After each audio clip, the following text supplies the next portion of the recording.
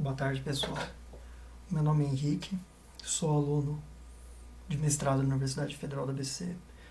Também sou formado em Ciência e Tecnologia pela mesma instituição e estou aí concluindo o bacharel em Física, próximo de concluir, e também estou prestes a concluir a licenciatura em Física. Hoje a gente vai tratar sobre cosmologia, uma aula do curso de Astronomia da UFBC, que em virtude da pandemia vai ser à distância. Então, vamos juntos aí começar a estudar esse novo tema. Certo? Então, a primeira pergunta natural é: o que é cosmologia? Então, a cosmologia ela vai ser um ramo da astronomia que estuda a origem, estrutura e a evolução do universo. Ela se difere de um outro ramo da astronomia, que é a astrofísica, porque a astrofísica ela tenta mais utilizar o universo como laboratório. Então, aplica conhecimentos que são conhecidos de laboratório e tenta estimar isso para os astros. A cosmologia ela vai principalmente tratar sobre questões da origem, estrutura e evolução do universo. Então, como o universo surgiu, qual o tamanho estimado do universo, qual é o formato do universo, quanto tempo o universo tem, como o universo vai acabar, se ele vai acabar. Todas essas são questões da cosmologia. O modelo cosmológico mais aceito atualmente é a teoria do Big Bang. Esse nome de Big Bang é uma forma de fazer graças da teoria. Esse termo ele foi cunhado por 3 astrofísicos, né, o Bond, Gould e o Hoyle. Dá para ver aqui, ó, da esquerda para a direita, essa sequência. É uma forma de ironia para a proposta de que o universo é nascido de uma singularidade inicial. Porque eu vou falar um pouco mais à frente, mas até o momento da teoria do Big Bang, até antes, né, a teoria mais vigente sobre como o universo se desenvolveu é que o universo ele era estático. Então o universo ele existiu desde sempre, ele iria existir para sempre e ele era imutável. Então, por onde é que a gente vai começar? É um tema bem extenso, então a gente divide em partes para no final tentar juntar tudo. Então, a ideia é começar estudando a estrutura de fundo. Então, a primeira coisa que nós vamos fazer é supor o princípio cosmológico. O princípio cosmológico é a suposição de que o universo é isotrópico, ou seja, não tem nenhuma direção preferida. Então, para onde a gente olhar, todas elas têm o mesmo peso. Então, não tem uma direção que é muito diferente da outra. Isso poderia ser aplicado, uma ideia parecida seria, por exemplo, a gente perdido numa floresta e não sabe para onde ir, porque para todo lado que a gente olha tem árvore, por exemplo. Então, não dá para saber, nesse caso em específico, né, quantas árvores tem. Então, quando a gente olha, parece que tem o mesmo número de árvores para todo lado. Uma ideia parecida. E que o universo é homogêneo. Homogêneo significa que é basicamente igual, independente do observador. Então, qualquer pessoa, qualquer ser olhando de qualquer direção, ele vai parecer exatamente a mesma coisa. É claro que isso tem que ser estimado numa escala, né? E a escala utilizada é a escala de 100 megaparsecs. Por quê? Porque se a gente pega um espaço muito pequeno no universo, por exemplo, se a gente pegar o sistema solar, a gente olha uma distância muito pequena de alguns milhões de quilômetros, de alguns milhares de quilômetros, onde a gente tem um planeta e logo depois tem um grande espaço vazio. Obviamente, esses espaços eles não são iguais, né? A região não é homogênea. Mas se a gente olha bem de longe, ela se torna homogênea. Esse é o princípio que a gente está assumindo aqui. Então, vamos falar da lei de Hubble-Lemaître. Então, em 1929, o astrônomo Edwin Hubble fez uma série de publicações em que ele mostrava que a luz das galáxias eram desviadas para o vermelho. Que é o chamado efeito de redshift, né? Então, vamos pensar um pouco sobre o que é o redshift de fato. O que é o redshift? O redshift é um desvio que ocorre de uma onda para o vermelho. Então, às vezes a onda ela saiu com uma cor, só um exemplo, tá? Eu vou explicar um pouco melhor no próximo slide, mas com uma cor um pouco mais azulada. E aí ela chega mais puxada para o vermelho. e a gente diz que essa onda ela sofreu um redshift. O redshift ele tem três principais origens, né? Que é o efeito Doppler relativístico, uma interação com o campo gravitacional intenso, ou então decorrente à expansão do universo, que foi identificado por Hubble. Aqui eu coloquei uma figura, só para ter uma noção, né? Quando a gente fala de comprimento de onda, a gente está falando, por exemplo, da distância de um pico a um pico aqui. E aqui tem vários tipos de onda, né? Rádio, micro-ondas, infravermelho, visível, ultravioleta, raio-x e raios gama. Qual a ideia? A ideia é que quanto menor o comprimento de onda, mais energia tem. Então, tudo que é puxado mais para o vermelho tem uma energia menor. Aqui tem algumas escalas, né? Deixei aqui também para vocês poderem dar uma olhada depois. E aqui é olhando diretamente no espectro. O espectro eletromagnético, que é composto por todos os tipos de onda eletromagnética, nós não podemos ver todas, né? Então, um espaço bem restrito que são visíveis ao olho humano. Todo o resto aqui passa despercebido pela gente.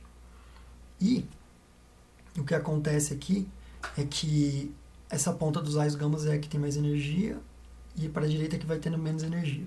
O que acontece no redshift é que, por exemplo, uma coisa que estava originalmente para essa ponta aqui, ela é puxada para a direita. Então o comprimento de onda dela, que era curto, acaba se alongando.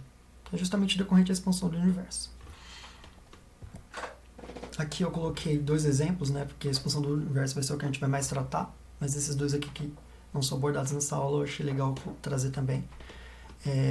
O que é o redshift gravitacional, né? Então a gente tem, por exemplo, aqui uma fonte de luz, isso aqui é um prédio bem alto, tá?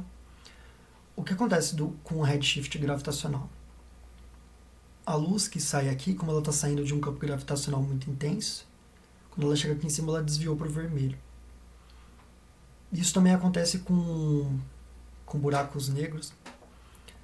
Na aula de objetos compactos, né?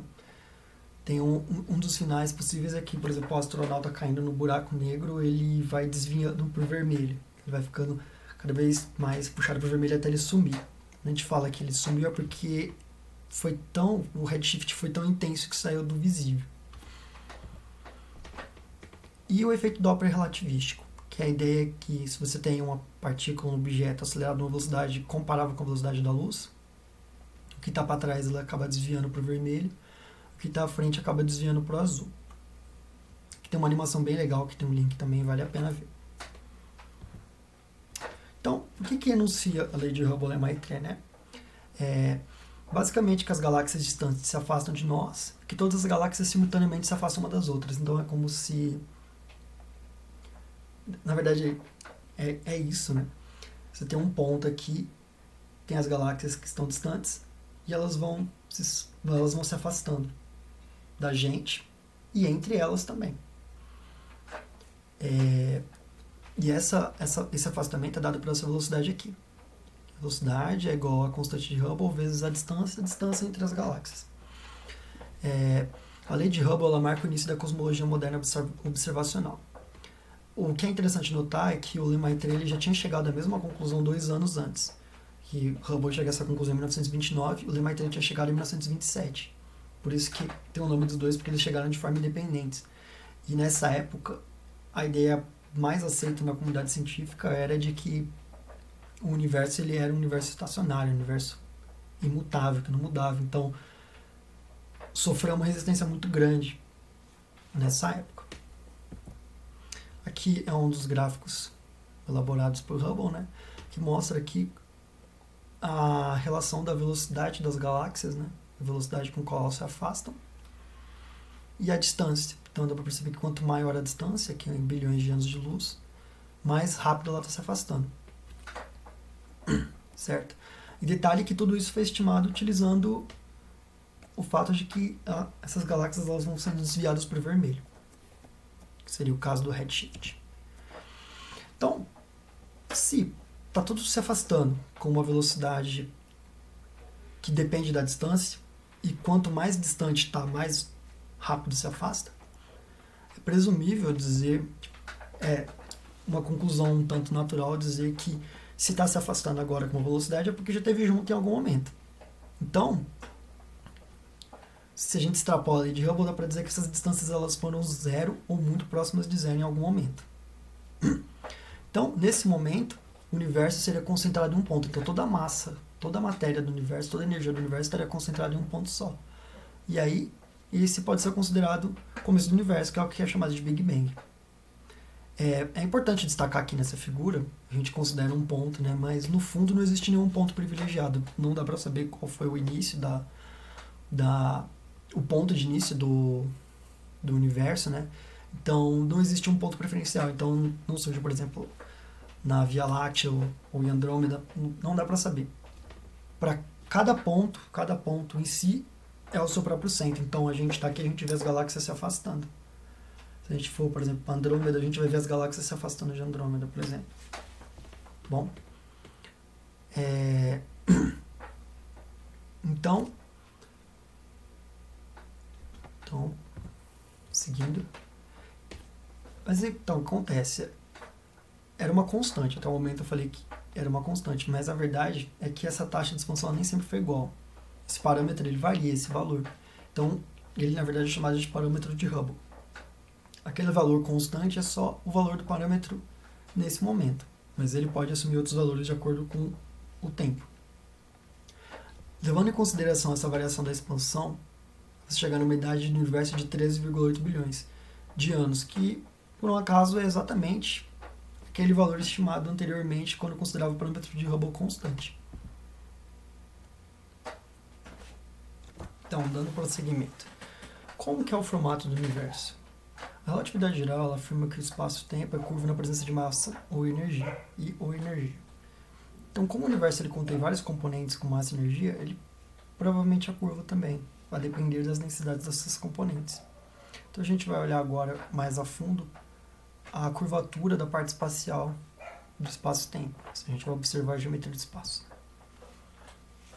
Então, nós temos três possibilidades para a geometria do espaço.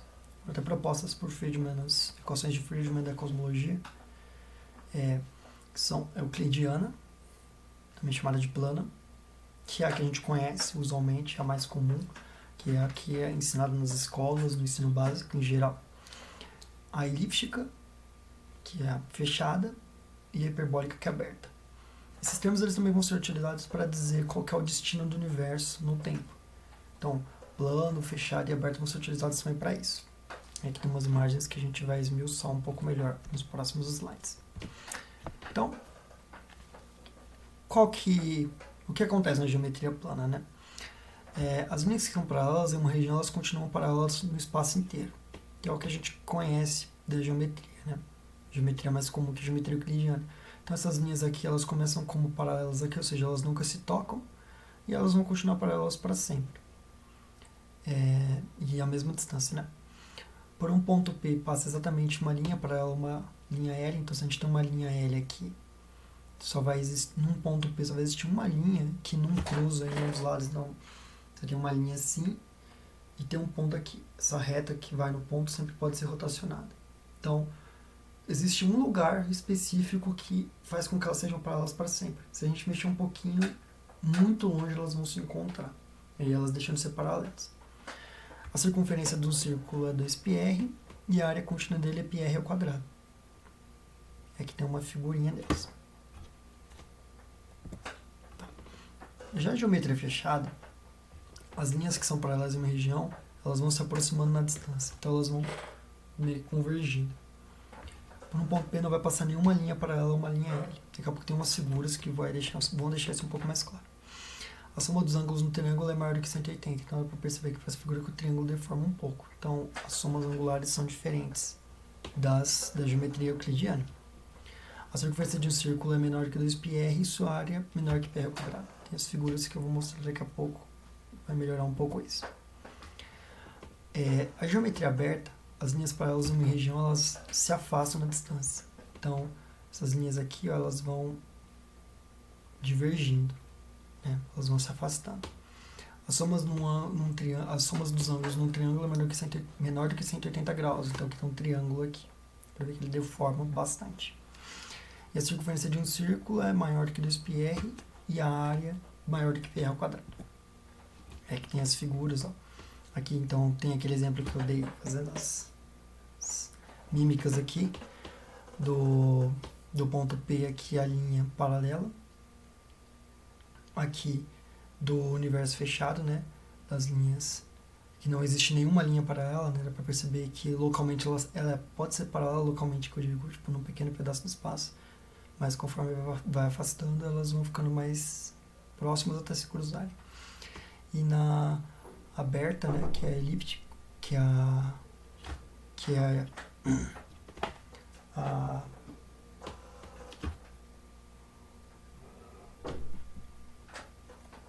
hiperbólica, desculpe. Eu sempre confundo um pouco os nomes, né? A hiperbólica, as retas aquelas ficam por um ponto P, eu passo infinitas retas paralelas a essa linha L aqui. Bom, vamos prosseguimento. Então, a gente vai por dois lados agora. Então, dá para determinar a geometria do espaço observando como que essas linhas se comportam, essas linhas paralelas na distância, medindo ângulos de triângulos entre os objetos astronômicos ou medindo as circunferências ou área de círculos. Também a área de superfície ou volume de esferas grandes, né?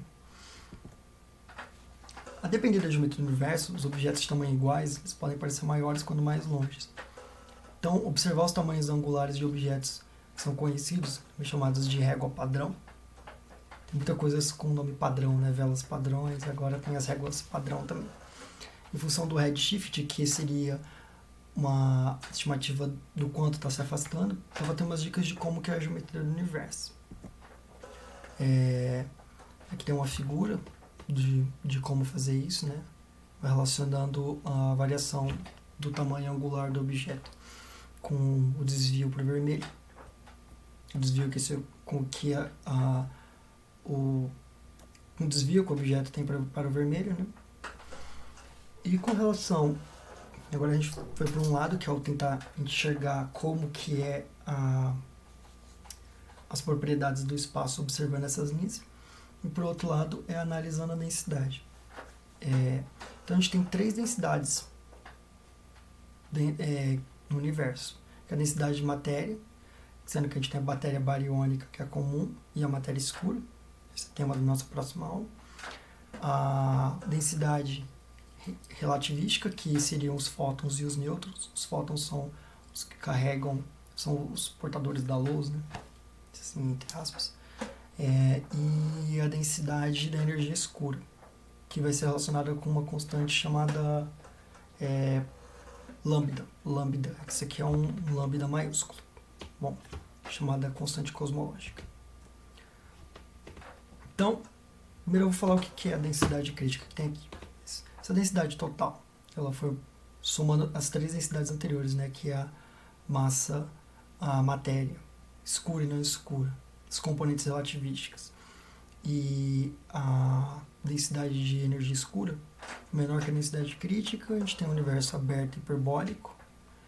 Se for igual, a gente tem um universo plano euclidiano, e se for maior que a densidade crítica, a gente tem um universo fechado elíptico. O que é a densidade crítica, né? Só para a gente ter uma ideia. O Friedman propôs uma sequência de equações utilizando o princípio cosmológico, e esse K aqui é como se fosse a curvatura do espaço. Então, a densidade crítica é encontrada quando a gente supõe nessas equações que essa curvatura é zero. Então, a densidade crítica é exatamente a densidade de matéria, de matéria e de energia escura que precisa ter para o universo ser plano. É essencialmente isso. Então, essa densidade crítica ela age como um divisor de águas nesse sentido. Aqui tem mais uma figura para observar, né? Depois disso, de tudo que a gente já viu até agora. Então, além disso, a geometria espacial ela também não muda. Então, se ela é inicialmente de um jeito, ela vai continuar desse jeito para sempre. Então, se ela é aberta, ela vai continuar aberta sempre. Se ela é fechada, ela vai continuar fechada sempre. Se for plana, ela vai continuar plana para sempre. Então, dando continuidade sobre a energia escura, né? Então, o que é a energia escura? Falei lá atrás falei sobre os componentes, agora está na hora de tentar entender o que ela é. Einstein, quando ele propôs na relatividade geral, ele montou toda a teoria, chegou à conclusão de que o universo ele ia se fechando cada vez mais por causa da atração gravitacional. Então, ele propôs o quê? Ele propôs que existe um valor constante que faz com que freie essa atração gravitacional. Então, é um valor exato que tem para frear a atração gravitacional. Essa foi a ideia de Einstein. Por quê? Porque na época, ainda um pouco antes do Hubble e do Lemaitre, a ideia mais forte é de que o universo ele era estático e imutável. Então, isso foi uma forma dele corrigir as equações para ir de encontro com o que achava-se que era um consenso científico na época. Então, ele tentou contrabalancear as componentes atrativas utilizando isso que ele chamou de constante cosmológica. Quando o Hubble descobriu que o universo estava expandindo, a constante que ele adicionou não fazia mais sentido, porque o objetivo que o Einstein tinha com essa introdução era justamente garantir um universo estático. Posteriormente ele até retirou, né, chamando de o maior erro da vida dele. Só que acontece, no final ele não estava totalmente errado. Ele só estava errado com o valor que ele estava utilizando dessa constante. Eu vou falar um pouco mais disso mais pra frente. Mas o maior erro foi assumir um valor que contrabalanceasse exatamente as forças gravitacionais de atração. Então, no fundo, ela existe, só que ela não tem o valor que ele propôs. Essa energia escura, que se tem conhecimento, ela foi muitas vezes associada com a energia de vácuo. Uma energia que prevê que a gente tem pares de partículas e antipartículas sendo criadas e aniquiladas entre si e que isso tem uma densidade de energia. Eu vou falar um pouco mais sobre partículas e antipartículas mais nos próximos slides também. A densidade de energia calculada é um fator de 10 elevado a 120 maior do que a densidade de energia escura estimada. Então, provavelmente o maior erro de uma teoria. Então, está muito longe. Então, embora tenha sido às vezes associado, aparentemente, ao que tudo indica, não é o certo ainda, né? A gente sabe que o universo está se expandindo, né? As galáxias estão se afastando. E uma das perguntas é, será que vai continuar para sempre? Isso vai depender de vários fatores. Um deles vai ser a taxa de expansão, o parâmetro de Hubble, e da densidade de matéria. Então, aqui tem algumas possibilidades, né? O universo ele continuar se expandindo com velocidade constante, ou ele acabar acelerando, ou então ele acelerar por um tempo e depois começar a fechar de novo até se tornar uma singularidade novamente. Por que essa dinâmica acontece? A gente vai ter a atração gravitacional, que toda a matéria ela vai estar atraindo, da mesma forma como nós somos atraídos para a Terra, a matéria ela atrai matéria também, né? Então, a atração gravitacional, devido à matéria, ela continua ocorrendo. O que acontece agora é que a gente tem energia escura que está empurrando tudo para fora. Então, são duas forças agindo aí. Vai ser a atração gravitacional puxando para dentro. E a energia escura, que é relacionada à constante cosmológica que Einstein tentou colocar para corrigir as equações, para fazer o universo estático, que vai fazer o quê? Vai tender a acelerar a expansão. Então, desconsiderando por um momento a ideia de universo plano, né, a gente pode pensar em dois tipos de futuro. Quando os universos eles são fechados, ou seja, quando aquele K é maior do que zero, os universos eles colapsam novamente. E quando eles são abertos, ou seja, com K menor do que zero, eles acabam por expandir para sempre. Aqui, se a gente ignora as componentes relativísticas e deixa só a matéria, que é composta de matéria bariônica, que é a matéria comum, feita por prótons e nêutrons que a gente conhece, e a matéria escura, e em função, e colocar também no mesmo gráfico aqui os valores de energia escura, a gente pode fazer uma sequência de diagramas para ver como isso se comporta. Então, aqui, considerando, então, cada ponto aqui vai ser uma configuração possível, né? Então, por exemplo, que tem tanta densidade de matéria e tanta densidade de energia escura. Está relacionada à constante lambda.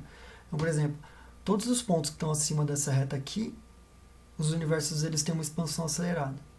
Então, quando eles estão aqui abaixo, ou seja, quando...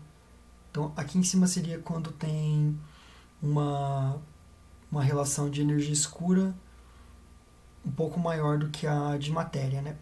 Quando a gente abaixa isso um pouco, que seria todos os universos possíveis aqui, nessa região aqui, acontece que eles estão expandindo, mas essa expansão está sendo desacelerada. Nessa outra relação aqui, expansão para sempre. E assim cada ponto vai dizendo, de acordo com o tanto de matéria que tem no início e o tanto de energia escura, para onde o universo caminha. Então, o que se sabe atualmente, né? Primeiro que parece que existe uma matéria invisível. Matéria visível no sentido de que ela interage apenas por forças gravitacionais. E que estima-se que ela deve ser de 5 a 6 vezes maior do que a matéria bariônica, que é a matéria comum. É chamada matéria escura não bariônica, porque existe a matéria bariônica, existe a matéria bariônica escura, que é composta por objetos que não dá para enxergar, por exemplo, buracos negros, eles ainda são feitos, constituem-se de matéria bariônica, só que por um outro princípio físico a gente não consegue enxergar eles. E a matéria escura não bariônica é uma matéria que é feita de coisas que a gente não conhece ainda. Então, juntas a matéria bariônica e não bariônica equivalem a apenas 31% da densidade crítica. Lembrando que abaixo da densidade crítica o universo continua se expandindo. Só que a energia escura, aquela que estava ligada ao Einstein pelo lambda, ela não é zero. O que aconteceu? Ele, quando viu que o universo estava se expandindo de fato, assumiu que ela era zero, mas ela não é zero. Ela tem um valor. E ela é da ordem de 69% da energia crítica. Então o universo ele não só continua se expandindo, como ele vai acabar acelerando sua expansão ainda mais. Aí tem esse gráfico de pizza aqui com a composição. Então, juntas essas três aqui, elas acabam equivalendo à densidade crítica. Aí a gente tem algumas conclusões um tanto assustadoras, né? Primeiro que 95% do universo é de uma matéria desconhecida, o que é um pouco... assusta um pouco. E aqui a gente tem 26% da matéria escura, uma parte dessa matéria escura é bariônica, a gente não conhece. E a gente tem energia escura que também não temos muita ideia do que pode ser ainda. Tinha aquela proposta da criação de pares elétron-pósitron, mas deu para perceber ali pelo número que passou muito longe do esperado, né? Então, qual que é o modelo cosmológico que contém todas essas coisas que a gente falou até agora? É o chamado lambda CDM, ou também modelo padrão. Lembrando que esse lambda aqui é uma letra grega maiúscula, tá? Não sei se eu já falei, mas já tinha falado por 2. Então, analisando a evolução do universo, a gente pode observar que temos 3 eras, 3 épocas bem dinâmicas. A gente vai ter a era das radiações, a era da matéria, e a era lambda, que é a era da energia escura. Aqui tem uma escala de tempo, né, em logaritmo, e aqui uma escala de dimensão. Quer dizer, desculpa, uma escala de distância mesmo. Então, a gente tem aqui a evolução ao longo do tempo dessas eras.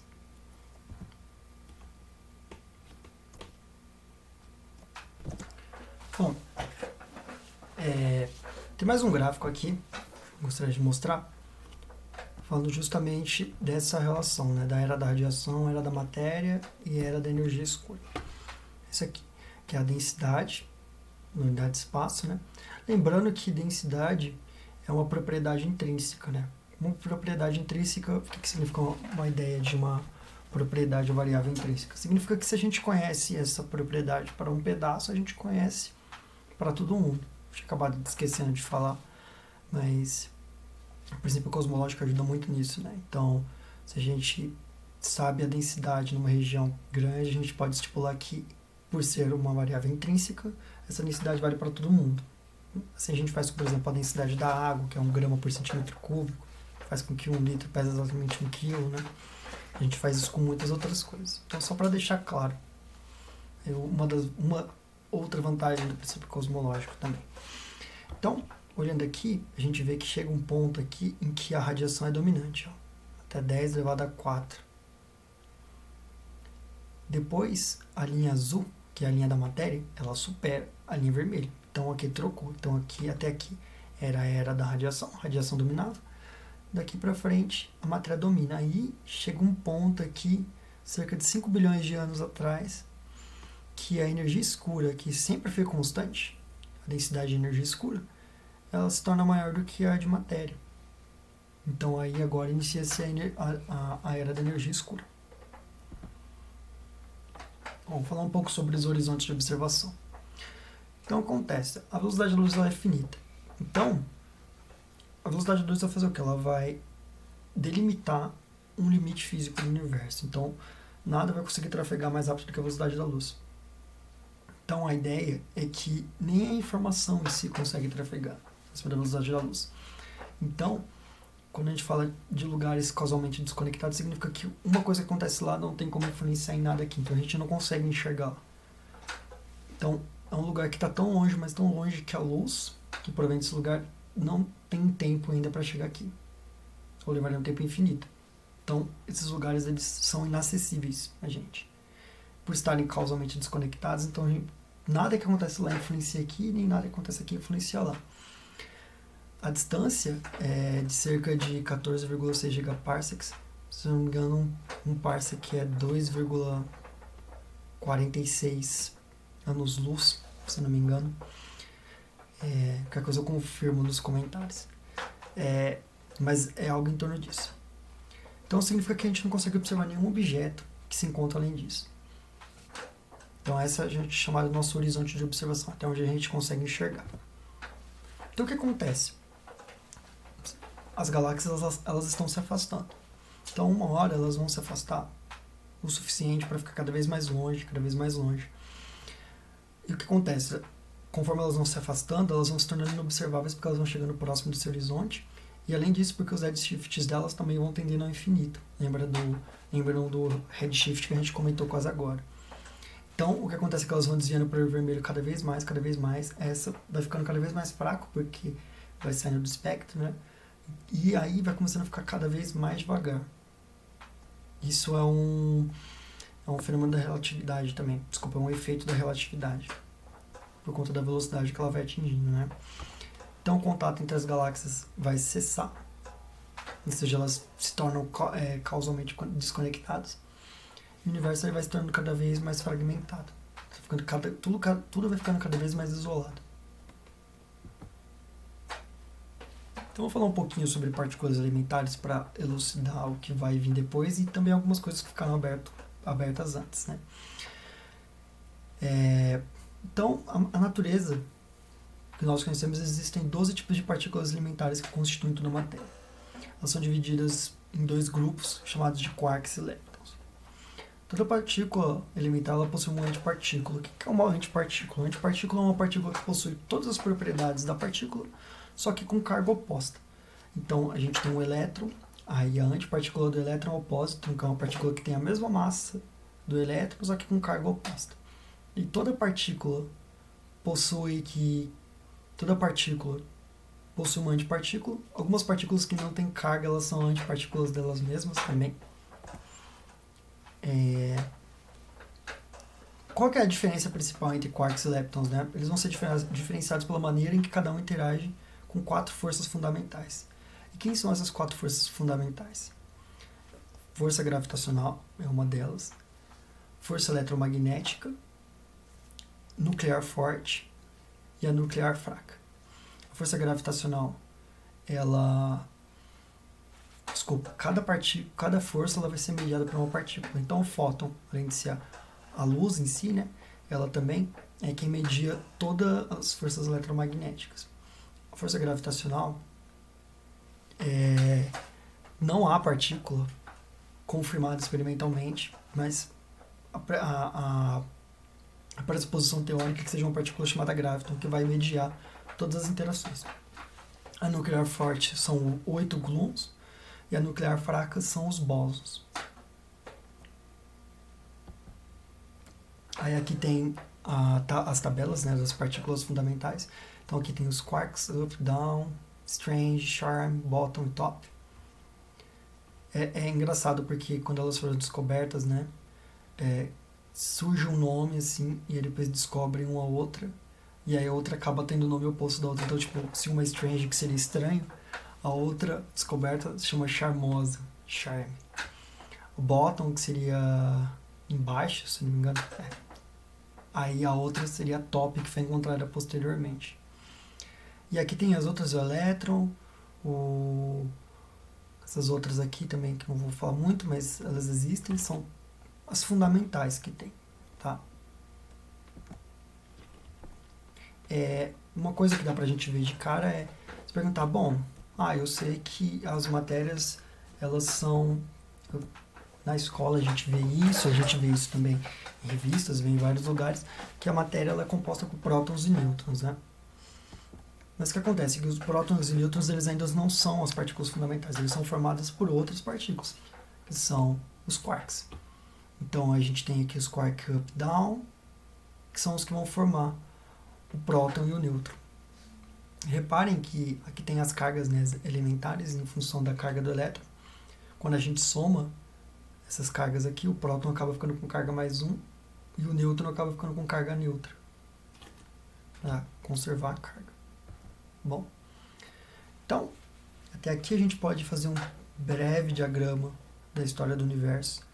Acho que minha cara vai estar atrapalhando um pouco aqui, mas a gente vai voltar nisso ainda no final, no final da próxima aula, né? Mas aqui é um diagrama de como o universo ele evolui, e evolui inclusive como um cone de luz, que é uma das imposições da relatividade também, né? Como nada pode superar a velocidade da luz, nem a própria evolução do universo, ela está confinada num cone. Estar confinado nesse cone seria a ideia de que nada consegue ultrapassar a velocidade da luz. Então, para começar, vou começar a falar da história do universo. Então, primeiro, tudo começa com o Big Bang, né? Que o universo ele acaba emergindo de uma singularidade inicial de um estado extremamente quente e denso. Aí, desde então, o espaço expande, né? O universo expande e diminui sua temperatura. Eu quero ressaltar também que o Big Bang ele não é uma explosão catastrófica. O universo ele emerge, mas às vezes, quando a gente pensa em Big Bang, parece uma explosão da forma como a gente conhece. Mas não é bem assim. Aí aqui tem uma escala de tempo, né? Mas dá pra perceber que é um tempo muito curto. E aqui a temperatura seja 10 elevado a 33 kelvins, que é... Não sei nem falar originalmente, mas é uma temperatura muito, muito alta. Ocorre a chamada era de Planck. Então, a era da gravitação quântica. É quando a gente tem uma densidade, temperatura tão altas, que a física que a gente conhece não funciona. Nessa fase ocorre a unificação das 4 forças fundamentais. Então, aquelas 4 forças que eu falei antes, elas são uma força só. Depois, num breve intervalo de tempo que a temperatura cai cerca de 5 ordens de grandeza, chamada época da GUT, né? Grand Unified Theory, Grande Teoria Unificada, as forças eletromagnética, nuclear forte eram unificadas em uma. A gravitacional já saiu aí. O universo ele consistia numa soma primordial dos quarks. Os quarks são seus constituintes dos prótons e dos nêutrons no futuro.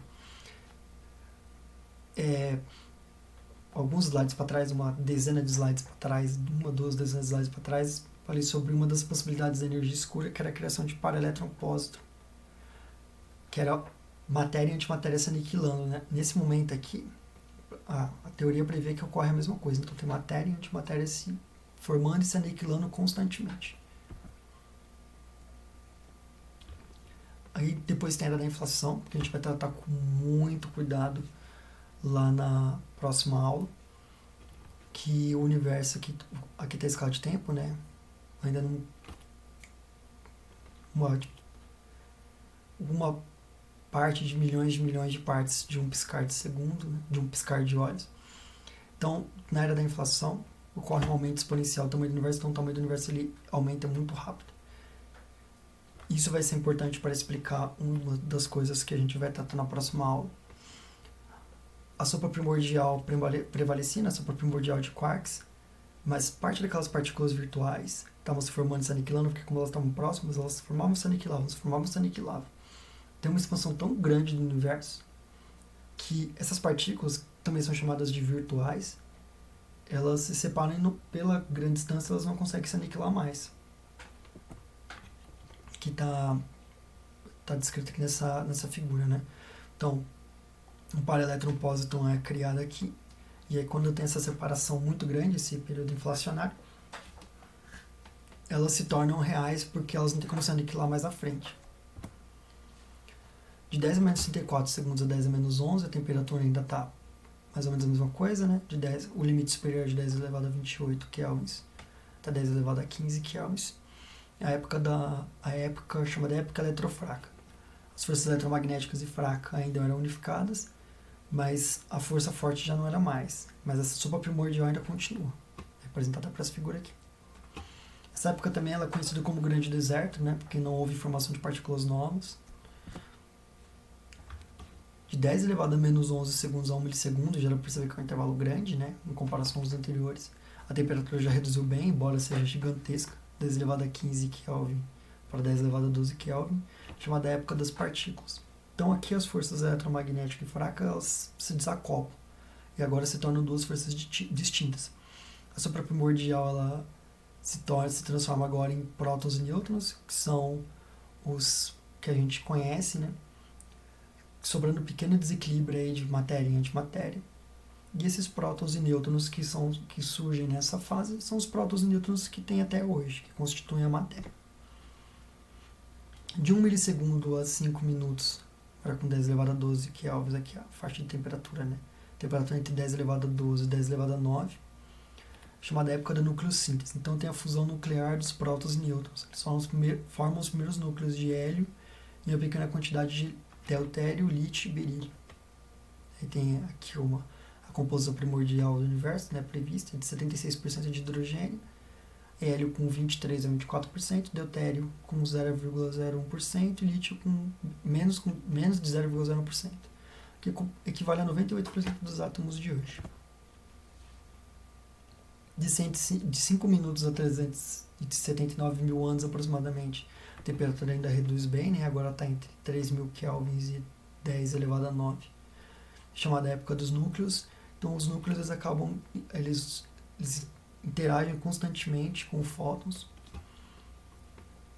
Então no meio dessa época, aproximadamente 50 mil anos, quando a temperatura está em torno de 9.000 kelvins, a densidade de partículas acaba ultrapassando a dos fótons. Então a era da radiação que a gente tinha falado anteriormente, ela termina e a da matéria começa.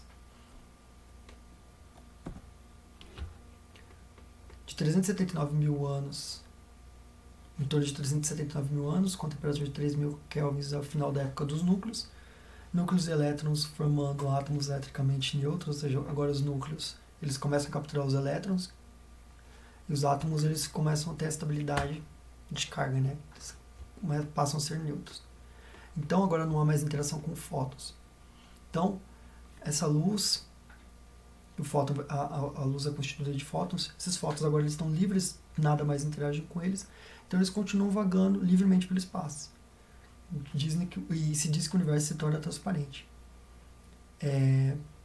Essa luz, que foi emitida um pouco antes, chamada da superfície da última difusão, ainda está por aí, está permeando o universo.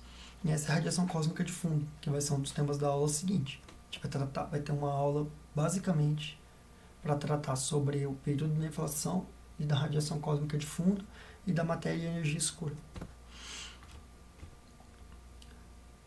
A partir dos 378 mil anos, a época dos átomos e plasma consistindo de íons e elétrons. Após 100 milhões de anos, a temperatura cai a aproximadamente 15 kelvins e inicia a formação de estrelas e galáxias. Quando a gente fala em plasma, é porque plasma é como se fosse a quarta estado da matéria. Então, é como se fosse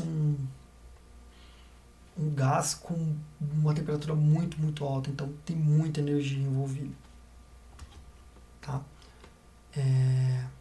E, como dito aqui, né, consiste principalmente de íons e elétrons. A partir de 1 bilhão de anos até hoje, inicia-se a época das galáxias, então as galáxias se formando, as galáxias elas começam a se formar e se fusionam, aí formam os grupos, os aglomerados e os superaglomerados, que foi tema das aulas de galáxias. Aí aqui tem o cone de luz, né? É um cone é aproximadamente um cone. Eu percebi aqui o período de inflação, que vai ser o que a gente vai tratar. E aqui no fundo aqui já é um pequeno spoiler da radiação cósmica de fundo, que é o que a gente vai tratar. É como se fosse uma fotografia da época, das condições daquele período.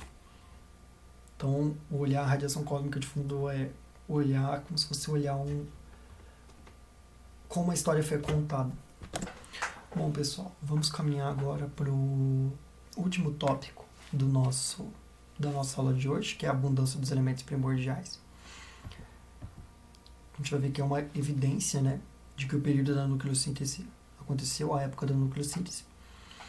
Aqui, trago para vocês um gráfico que mostra todo o hélio que provavelmente foi produzido no período da nucleossíntese. Então, depois de um certo tempo, depois de cerca de 5 minutos, esse valor se estabiliza e ele continua constante. Praticamente todo o hélio ele é formado nessa fase. Como tirar essa limpo, né? No espaço intergaláctico, existem nuvens de gás tênue entre os espaços das galáxias, que pouco mudaram desde a sua formação.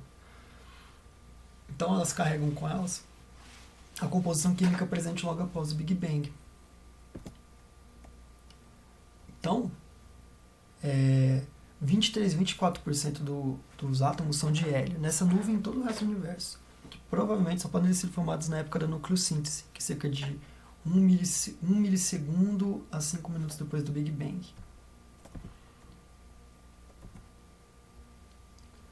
O que acontece é que o processo é diferente da cadeia PP no interior das estrelas, né? Cadeia próton-próton, porque tinha nêutrons livres nessa época à disposição.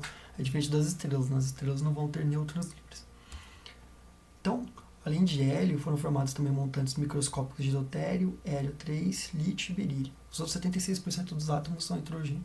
Aí aqui tem um esquema do próton e nêutron reagindo no deutério, deutério com trítio e nêutron, e do trítio mais um próton chegando no hélio. Então, se gerou tudo isso, né, a pergunta natural é por que os elementos mais pesados eles não foram formados já nessa época, já que tinha temperatura suficiente? O processo triplo alfa, que vai ser um dos processos que vão gerar primeiro vai gerar o carbono, né? Então, desculpa, o berílio. Então, hélio com hélio gera um berílio, berílio com hélio gera um carbono, e o carbono com hélio gera o oxigênio, que assim vai completando. Se a temperatura é pelo menos uma ordem de grandeza maior, que é de 10 a 9 para 10 oitava Kelvin, então por que isso não aconteceu, né? E a explicação é porque o processo triplo alfa é muito lento. Demora dezenas de milhares de anos para transformar um montante significativo de hélio em carbono. O tempo de reação, se não me engano, é de aproximadamente 10 elevado a 9. Não tenho certeza se anos ou segundos, mas é um tempo muito grande, um tempo muito extenso. E o período a época da nucleossíntese durou só 5 minutos. Então não teve tempo suficiente para fazer isso. Agora, por outro lado, as estrelas elas vivem bilhões de anos. Elas vivem bilhões de anos justamente por causa disso, porque esses processos que ocorrem dentro da estrela são lentos. Porque a estrela, ela é basicamente uma briga, né, entre duas forças. A gente tem a força gravitacional, que faz com que ela tenda a colapsar, e uma força de expansão que tem justamente graças aos processos de fusão que acontecem lá dentro. Então, se esse processo triplo alfa fosse muito lento, todos os átomos de hélio eles seriam consumidos muito rapidamente. E aí, uma vez que tivesse tudo consumido, a estrela já iniciaria nas fases finais da vida dela. Então, as estrelas durariam muito menos do que elas duram agora.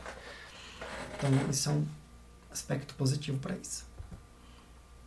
Então, 98% dos átomos do universo atual eles foram formados na época da nucleossíntese, que é de 1 milissegundo a 5 minutos depois do Big Bang. E isso já revela a composição química primordial do universo, que é 76% hidrogênio, o hélio cerca de 23 a 24%, deutério de aproximadamente 0,01%, e lítio menos de 0,01%. Os outros 2%, ou seja, todos os outros elementos estáveis da tabela periódica, todos os outros 105 elementos, eles foram formados mais tarde por fusão nuclear em estrelas. Temos 3 exceções aí, que é o lítio, berílio e o boro. Eles são estáveis a altas temperaturas e são destruídos no interior das estrelas. O pouco que tem desses elementos, eles surgem justamente das colisões de raios cósmicos com hidrogênio e hélio no meio interestelar.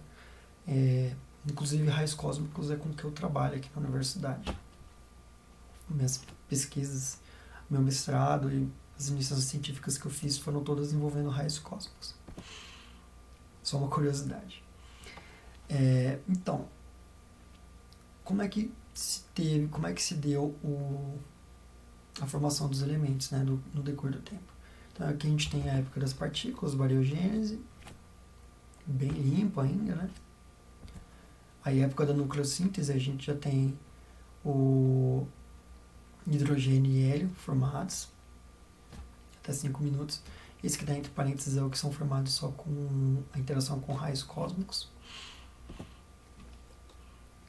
Aí já chega bem longe, que eu acho que, se não me engano, é silício ou oxigênio, não tenho certeza, mas eu imagino que seja por aqui. Pode ser que minha memória tenha me enganado. Se tiver descobrindo logo se eu estou certo na minha memória. Não vou editar dessa vez para esconder um erro, né? Bom, em estrelas de massa intermediária ou alta, desculpa, acho que eu não falei isso aqui. É isso, em estrelas de baixa massa. Então chega mais ou menos até o oxigênio aqui. Em estrelas de massa intermediária ou alta, vai bem longe já. Completa bastante, para por aqui. Em choque de raios cósmicos, aí completa, né? O lítio, o berílio e o boro, eles são completos aqui agora o completo. E aí em supernovas completa todo o resto dos elementos estáveis, né? Pega todo mundo. E aí aqui é a figura completa. Acertei aqui, ó, oxigênio. Nem eu acreditei na minha memória agora. Então, o hidrogênio e o hélio formados na época do Big Bang, né? Do período da nucleossíntese.